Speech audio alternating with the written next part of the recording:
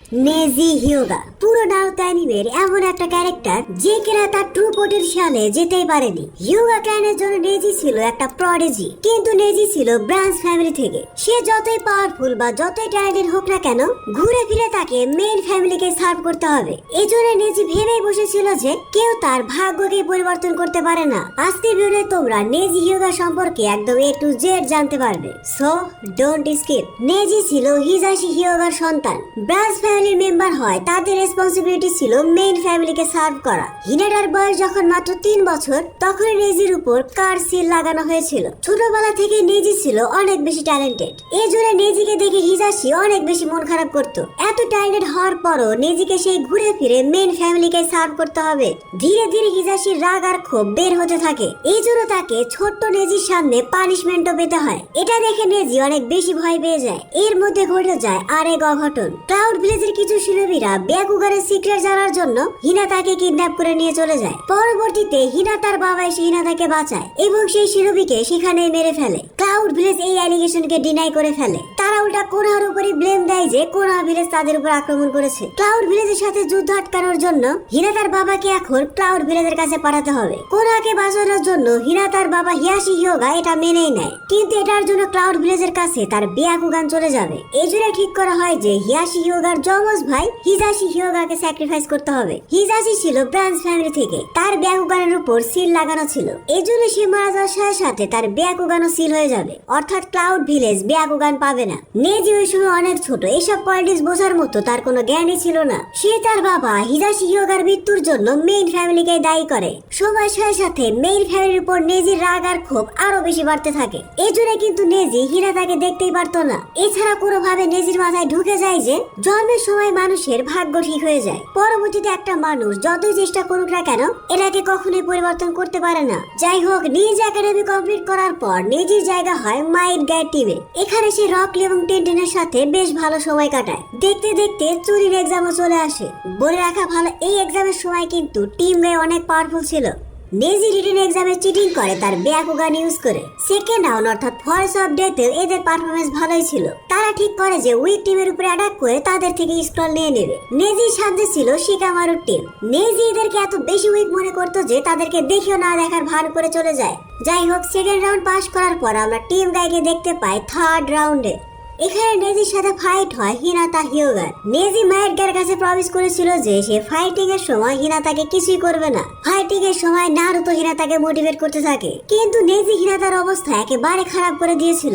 এত খারাপ অবস্থা হওয়ার পরও হিনাতা গিভ আপ করছিল না। এটা দেখে নেজির রাগ আরো বেশি বেড়ে যায়। দেখতে দেখতে নেজি এত বেশি খেপে যায় যে সে একটা ফাইনাল ব্লো দিয়ে হিনাতাকে প্রায় মেরেই ফেলতে যাচ্ছিল। ওই সময় কোনহার জলিনরা এসে তাকে থামায়। নারুতো হিনাতার অবস্থা দেখে ঠিক করে ফেলে যে সে সাথে ফাইটিং এ তাকে হারাবে। পরবর্তীতে প্রায় 1 মাস পর আমরা নেজি ভার্সেস নারুতো ফাইট দেখতে পাই। তোমাদের কথা জানি না, বাট আমি এখনো মাঝে মধ্যে জাস্ট এই এপিসোড দেখার জন্য নারুতো দেখি। নারুতো নেজিকে হারানোর জন্য অনেকগুলো শ্যাডো ক্লোন বানায়, কিন্তু নেজি তো নেজি, সে তার ব্যাকুগান ইউজ করে নারুতোর চাকরা পয়েন্টটি ব্লক করে দেয়।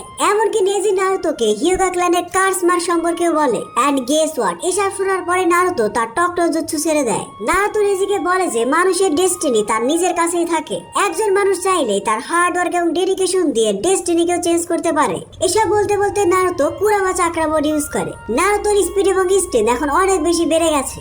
তারপরে ফাইনাল একটা অ্যাটাকে নেজি নারুতোকে হারিয়ে দেয়, কিন্তু সবাইকে অবাক করে দিয়ে নারুতো মাটির নিচ থেকে বের হয়ে এসে নেজিকে একটা ঘুষি মেরে দেয়। আর এটার মাধ্যমে নেজি এই ফাইট হেরে যায়। এর পরবর্তী নারুতো নেজিকে বলে যে নিজের উপর ভরসা করতে। তুমি চাইলে যে কোনো কিছু অর্জন করতে পারো, তোমার ডেস্টিনি তোমার নিজের হাতে আছে। যাই হোক, পরবর্তী নেজির সাথে দেখা করে হিয়াশি হিয়োগা। সে কি মনে করে নেজিকে তার বাবার হাতের লেখা চিঠি দেখায়, যেখানে হিয়াশি নিজে বলে গিয়েছে যে সে তার ডেস্টিনি নিজে চুজ করেছে। সে নিজেকে স্যাক্রিফাইস করেছে কোনোহা বা হিয়োগা ফ্যামিলির মেইন ব্রাঞ্চের জন্য না, সে স্যাক্রিফাইস করেছে তার ভাইকে বাঁচানোর জন্য। এই বিষয়টা লুকিয়ে রাখার জন্য হিয়াশি নেজির কাছে মাফও চায়। এসব কিছু শোনার পর আমরা প্রথমবারের মতো নেজির চোখে পানি দেখতে পাই। সে হিয়াশিকে মাফও করে দেয়। এরপর থেকে নেজির ফিলোসফি অনেকটাই চেঞ্জ হয়ে যায়। সে ঠিক করে যে সে তার বাবার মতো নিজের ডেস্টিনি চুজ করবে। এর পরবর্তী ক্লাউড ভিলেজের কিছু নিনজা আবারও হিনাতাকে কিডন্যাপ করতে চায়। হিয়োগা ইল্ডার হিনাতাকে বাঁচানোর দায়িত্ব দেয় নেজির টিমের উপর। নেজি কোনোভাবে হিনাতাকে সেভ করলে পরবর্তীতে হিয়াশি হিয়োগা আসে হেল্প করার জন্য। এর পরবর্তীতে আমরা নেজিকে দেখতে পাই থার্ড হোকাগের ফোনালে। এমনকি সাসকে যখন কোনোকে বিট্রে করে ওরোচিমারুর কাছে চলে গিয়েছিল, তখন কিন্তু সাসকে রেস্কিউ মিশনে নেজি হিয়োগাও ছিল। এই মিশনে নেজির সাথে ফাইট হয়েছিল ওরোচিমারুর সাবঅর্ডিনেটের সাথে। এমনকি সেই মিশনের এক পর্যায়ে নারুতোকেও বাঁচায়। এখানে নেজির সাথে ফাইট হচ্ছিল কিরোমারুর সাথে। বলে রাখা ভালো, কিরোমারুর কাছে কিন্তু ওয়েব ম্যানিপুলেশন নিনজুৎসু ছিল। নেজির জন্য সে ছিল one of the toughest opponents. এদের দুজনের যে ব্যাটেল ছিল পুরোটাই দেখার মতো। কিরোমারুর সাথে ব্যাটেলে নেজি তার টেকনিককে আরো বেশি এনহ্যান্স করে এবং একটা সময় গিয়ে সে তার ব্যাটেল আইকিউ ইউজ করে কিরোমারুকে হারিয়ে দেয়। কিরোমারুকে হারিয়ে দিলেও নেজির অবস্থা কিন্তু খুবই খারাপ। এই অবস্থায় সে নারুতোর উপর বিশ্বাস রাখে। এর পর থেকে কিন্তু নেজির ক্যারেক্টার ডেভেলপমেন্টটা আরো বেশি বাড়ে। এর পরবর্তীতে আমরা একটা টাইম স্কিপ দেখতে পাই। নেজি সহ তার টিম এখন চুরিন এক্সাম দিবে। এই এক্সাম দেখে আমরা বুঝতে পারি যে নেজি সহ অন্যান্য সব ক্যারেক্টারই আগের থেকে অনেক বেশি ডেভেলপ করেছে। বিশেষ করে নেজির ট্যালেন্ট এবং পাওয়ার আরো বেশি বেড়ে গিয়েছে। এই চুরিন এক্সামের মাঝখানে তাদের সামনে অনেক বিপদ আসে। নেজি তার ব্যাটেল আইকিউ এবং টিম ওয়ার্কের মাধ্যমে এক একটা প্রবলেম সলভ করতে থাকে। হুট করে তাদের সামনে চলে আসে অনেক বড় বিপদ। তাদের সামনে গারা এবং ফুর থেকে তাদের টেইল বিচ এক্সট্রাক্ট করা হচ্ছে। নেজি তখন চালাকি করে গারা এবং ফুর কাছে গিয়ে তাদের চাকরা পয়েন্টটি ব্লক করে দেয়। এই প্রেজেন্স অফ মাইন্ডের জন্য গারা এবং ফুর সেখানে বেঁচে যায় এবং সবাই মিলে হোইচিকেও ধরে ফেলে। হোইচির কাজ তার উপরে লেগে গেলে নেজি তাকেও বাঁচায়। পরবর্তীতে গারা আর ফু মিলে নেজিকে ধন্যবাদও জানায়। গারা কিডন্যাপ হওয়ার জন্য চুরির এক্সামে ক্যান্সেল হয়ে যায়। এরপরে সুনাডে টিম গাই এবং নেজির পারফরম্যান্স বিচার করে টিম গাইকে চুনিন এবং নেজি হিয়োগাকে জোনিন বানিয়ে দেয়। এর পরবর্তীতে আমরা নেজিকে দেখতে পাই গারা রেস্কিউ মিশনে। এখানে আমরা টিম গাইয়ের সাথে কিসামের ব্যাটেল দেখতে পাই। কিসামেকে হারানোর পর আমাদের টিম গাই যায় টিম 7 কে হেল্প করার জন্য। আকাশকিদের বেসমেন্টে পৌঁছে গেলে তাদের সামনে একটা বড় বিপদ আসে। এই সিলকে সরানোর জন্য তাদের নিজেকেই ফাইট করতে হয় নিজেদের সাথে। অন্যান্য সবার মতো নেজিও নেজির সাথে ফাইট করছে। আর এই ফাইটিং এর মাঝখানে নেজি নিজেকে সারপাস করে ফেলে। পরবর্তীতে তাদের সাথে দেইদারার ব্যাটেল হয়। এত ঝামেলা করার পরও তারা গারাকে বাঁচাতে পারে না। গারা রিয়ালি মারাই যায়। পরবর্তীতে গারাকে বাঁচানোর জন্য জ্ঞানীজিও নিজের লাইফকে স্যাক্রিফাইস করে। মিশন শেষ করে আমাদের টিম গাই কোনো হাতে ব্যাক আসে। এভাবে বেশ কিছুদিন কেটে যাওয়ার পর আমরা নেজিকে আবার দেখতে পাই। তারা করে একটা মিশন শেষ করে কোনো ভিলেজে আসছিল।